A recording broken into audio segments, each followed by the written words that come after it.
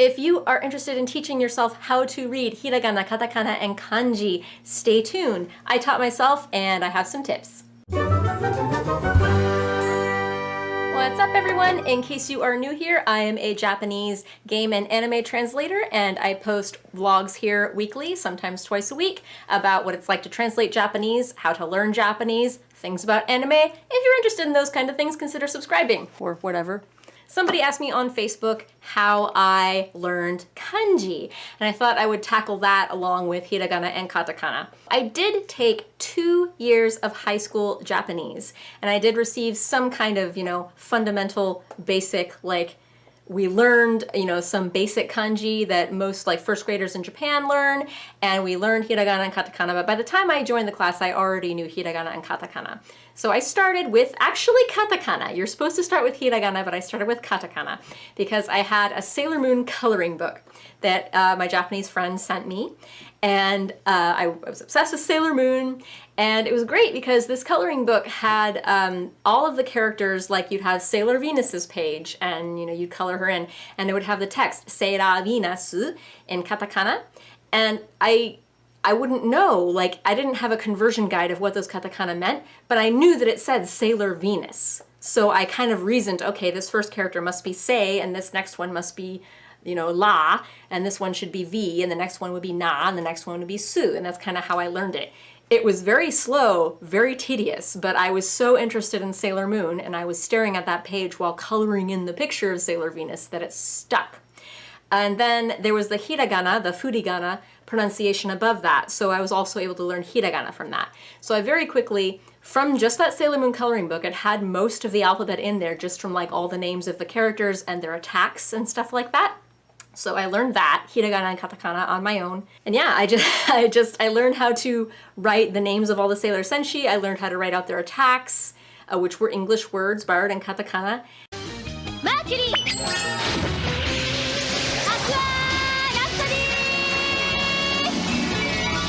And then I learned how to write their names in hiragana, not in kanji, but in hiragana, and I just practiced writing them just because it was fun. I would draw a picture of Sailor Venus and I'd write Seira Venasu on it in katakana.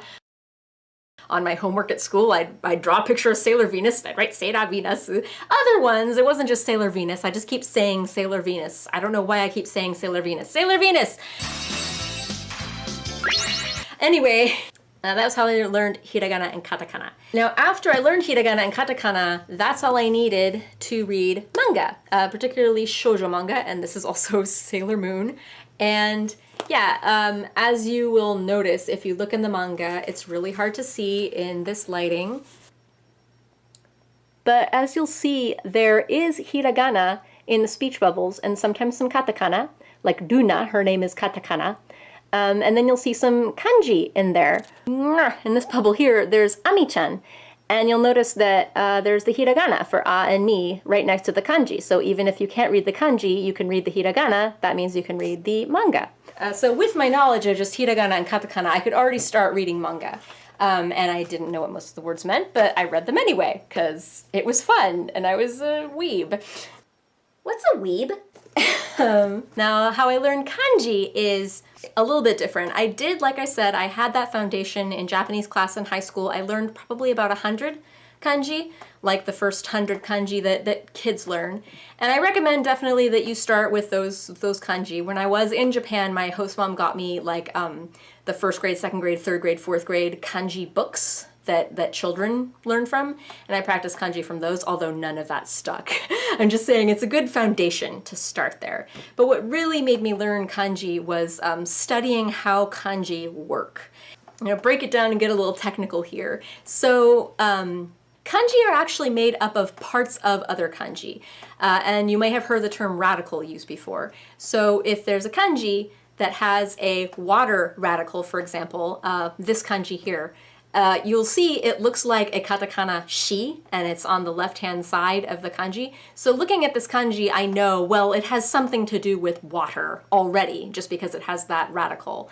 And that itself can be extremely useful. And then in the olden days, when you'd look up kanji, you have to know the radical, and you look up, okay, well, it has it has water as a radical, so you go to the water radical section, then you count the remaining brush strokes, and then you look it up that way. It was very tedious. But after learning all the radicals and learning to recognize them and, you know, what part of the kanji they appear in, you can start breaking down kanji into little parts. And I remember seeing abroad in Japan, Chris Broad did a video about how he learned kanji, and it does seem like it's kind of what I was doing intuitively, although not actively. It was on my subconscious. I would kind of remember just the parts of the kanji. So like for the kanji shiraberu, for example, in my brain, the way I kind of remember it is, okay, well, it has the saying character, the you character on the left, and then the right part of it looks kind of like weak, shu, and that's just how I recognize it. Maboroshi, that kanji, I recognize it as like, well, it kind of looks like two katakana moos, and then there's like a thingy on the right, that radical that's like that square thingy on the right. I'm like super kanji expert level. So anyway, the roundabout version is I kind of just picked up kanji, and that's not the best way to learn them. I'm not telling you guys, hey, that's how you should learn kanji. I'm saying that's how I learned them, and it's why my knowledge of kanji is somewhat, it's not necessarily limited. Like, I can read on the high school level just fine. It's just, I can only really recognize most of my kanji in context. If I see a kanji just isolated by itself, like oftentimes I won't know what it is. I might have a slight idea. Again, I might be able to look at it and go, oh, okay, well, it has the fire radical, so it's maybe something to do with fire, but I won't necessarily recognize it unless I see it used in a sentence and conjugated with particles and with verb endings and stuff. But what it all came down to is, I'm gonna sound like a broken record, but I learned kanji just by reading a bunch of manga. And eventually over time, my brain learned to subconsciously recognize them, even though I can't write kanji for the life of me. I can't recognize them very well if they're isolated on their own with no context, but I can read them. And now also in my daily life, when I translate Japanese, I mostly translate written documents, and you know, they don't have the furigana, the hiragana pronunciation next to the kanji, so I have to actually read the kanji. And I read most of them just fine. I very seldom have to actually look up words. And when I do, I just copy paste it into Japanese Google. Oftentimes I'll look it up in Japanese to find the Japanese definition of the word. Because if you look up a translation, it'll mostly just kind of give you synonyms for the word, like what it also can mean, and that's not going to give you the subtle nuances of what the essence of the word really means. But yeah, this probably did not make very much sense, and it might have turned a lot of people off of the whole idea of learning kanji. But anyway, to reiterate, I think it's most important when you are learning kanji, if you really want to retain them. I think it's important that you learn all the radicals, learn what they all mean, and then that you learn, like, start with a foundation of like the main kanji that are used like pretty commonly in Japanese, and I'd say start with like, you know, 1st grade through 3rd grade kanji, like learn those and, you know, force yourself to learn those like through flashcards and whatnot, because they will give you a pretty good foundation for your other kanji. And then just freaking read a lot.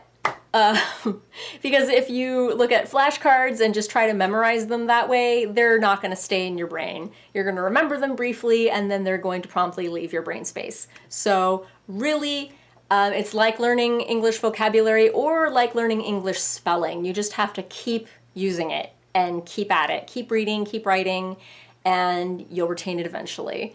Sorry I didn't have any magical advice. If you have any other questions regarding how to learn Japanese, leave those questions in the comments, or you can add me on Facebook or Twitter and ask me questions there, or leave any kind of comment, hopefully nice ones.